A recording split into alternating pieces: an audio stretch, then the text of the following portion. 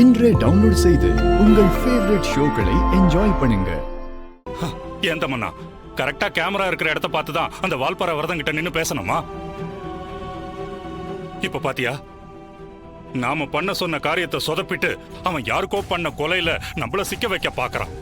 ஐயோ, எதுக்கு சித்தப்பா இப்படி நச நசன்னு பேசிட்டு இருக்கீங்க? நாமளே டென்ஷன்ல போயிட்டு இருக்கோம், இப்ப வந்து எப்படி பேசிட்டு இருக்கீங்க? மாமா கொஞ்ச நேரம் சும்மா இரு மாமா. தம்பி கேக்குறதுல என்ன தப்பு இருக்கு? எல்லா பிரச்சனைக்கும் காரணமே நீதான்.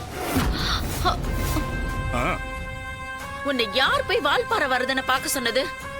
நீ அவனை நேர்ல பார்த்து காசு கொடுத்துட்டு வந்ததுனாலதான் அவன் கோயிலுக்கு வந்தான். இப்ப கோயில்ல இருக்கிற சிசிடிவி கேமரால மொத்தமா வசமா மாட்டிக்கிட்டீங்க. என்ன ஜெயிலுக்கு கழித்து அனுப்ப அந்த பத்மநாபனும் ஜான்சியோ தேவையில்ல. இந்தா இவ ஒருத்தி போதும். தமனா அம்மா என்னாச்சுன்னு அவளை திட்டுறீங்கம்மா? டேய் சும்மா இருடா, எப்ப பார்த்தாலும் அவளுக்கு ஜால்ரா போட்டுக்கிட்டு.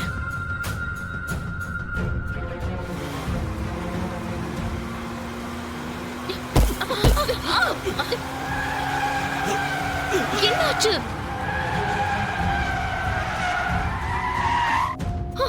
ஐயோ, என்னையா ஆச்சு? வண்டி கூட ஒழுங்கா ஓட்ட முடியலையா? அக்கா வண்டி டயர் பஞ்சர் ஆயிடுச்சுன்னு நினைக்கிறேன்க்கா. அவசரத்துக்கு எங்கேயாவது வெளியில கார் எடுத்துட்டு போக முடியுதா?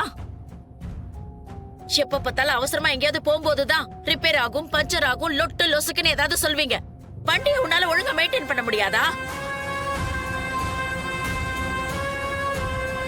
நேத்து இதே மாதிரிதான் முக்கியமான வேலையா போகும்போது வண்டி பாதியிலே ரிப்பேர் ஆயிடுச்சு. உடனே மெக்கானிக் கிட்ட கொடுத்து சரி பண்ண வேண்டியதானே? இல்லக்கா, அது வந்து இப்படிதான் என்ன டென்ஷன்லயே வச்சிருப்பீங்களா? இல்லக்கா, இப்படி எல்லாம் முட்டாள்தனமா வேலை பாக்குறதுக்கு நீங்க எல்லாம் எதுக்கு கூட இருக்கீங்க?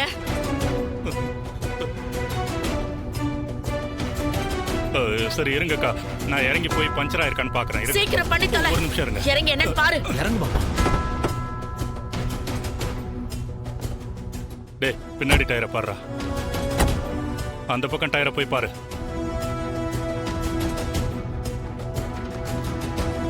அக்கா பஞ்சர் எதுவும் ஆகலக்கா, கார்ல தான் ஏதோ பிரச்சனைன்னு நினைக்கிறேன். அது என்னன்னு பார்த்து தொலைங்க. இருங்கக்கா பாக்குறேன், இருங்க. இந்த பொம்மி காத்துல கரைஞ்சு அழிஞ்சுகிட்டு இருக்கா.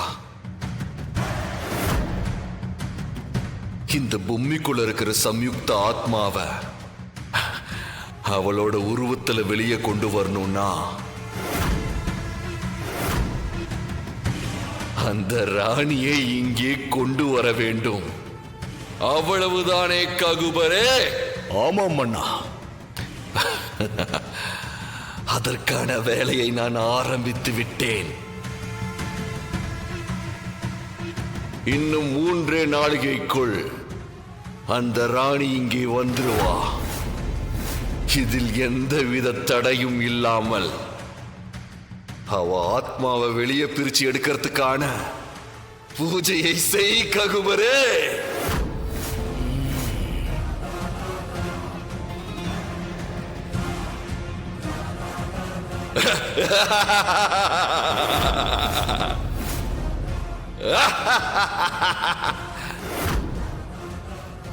சம்யுக்தாவின் உருவத்தில் எத்தனை ஆத்மாக்கள் இருந்தாலும் அது அனைத்தும் எனக்கு மட்டும் தான் சொந்தம், சொந்தம், சொந்தம்.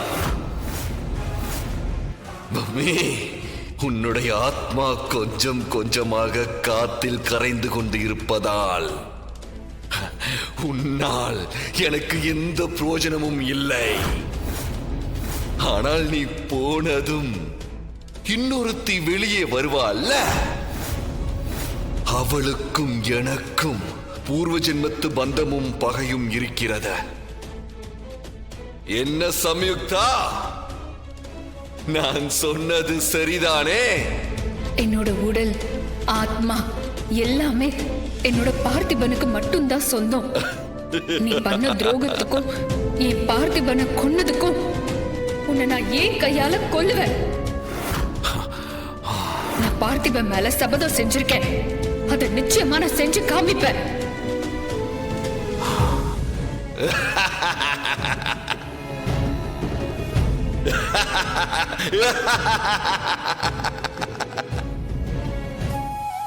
ஈசனே, இன்னும் சில மணி நேரங்கள்ல நான் காத்தோட காத்தா கலந்துருவேன். நான் போனாலும் சம்யுக்தாவோட ஆத்மாவையும் ராணியையும் முன் ஜென்மத்துல இருந்த பார்த்திபனா இருந்தாலும் சரி, இந்த ஜென்மத்துல என்னோட புருஷனா இருக்கிற வேம்பு சாரா இருந்தாலும் சரி, எல்லாரையும் நீதான்ப்பா காப்பாத்தணும் பரமேஸ்வரா.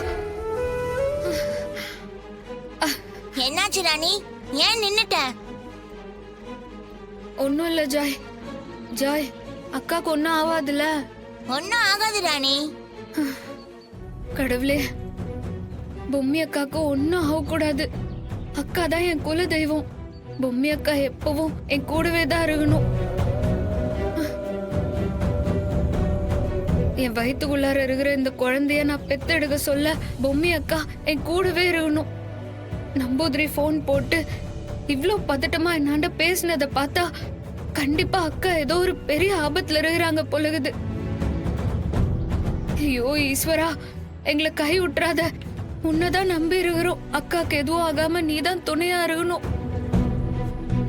ராணி, நீ எதுக்கும் கவலைப்படாத. பொம்மிக்கு எதுவும் ஆகாது. நம்பூதிரி அதுக்கு ஏதாவது பரிகாரம் சொல்லதான் கூப்பிட்டுருப்பாரு. நம்ம போய் அவரை பார்த்தா கண்டிப்பா பரிகாரம் சொல்லுவாரு. அதை நல்லபடியா செஞ்சு முடிச்சிடலாம். நீ சும்மா கண்டதையும் போட்டு குழப்பிக்காத ராணி. வா போலாம்.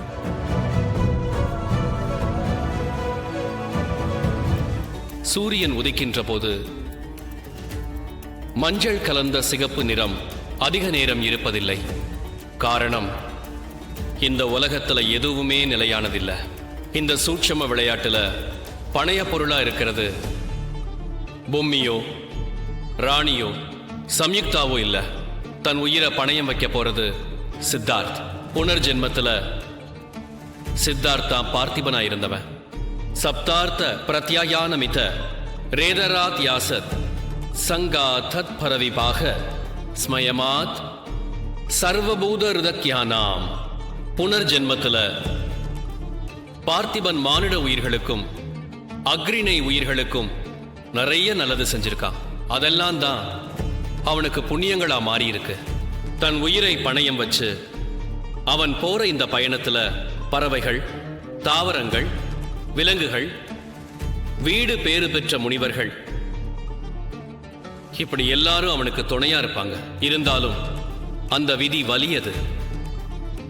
அது என்ன நினைக்குதோ அதை தான் அது செஞ்சு முடிக்கும். அது வரைக்கும் வேடனின் கை ஓங்கி இருக்கும். பார்த்திபன் முற்றுப்புள்ளி இல்ல. திரும்பவும் சித்தார்த் மூலமா இந்த ஜென்மத்துல தன்னோட ஆட்டத்தை துவங்க இருக்கிற தொடக்க புள்ளி.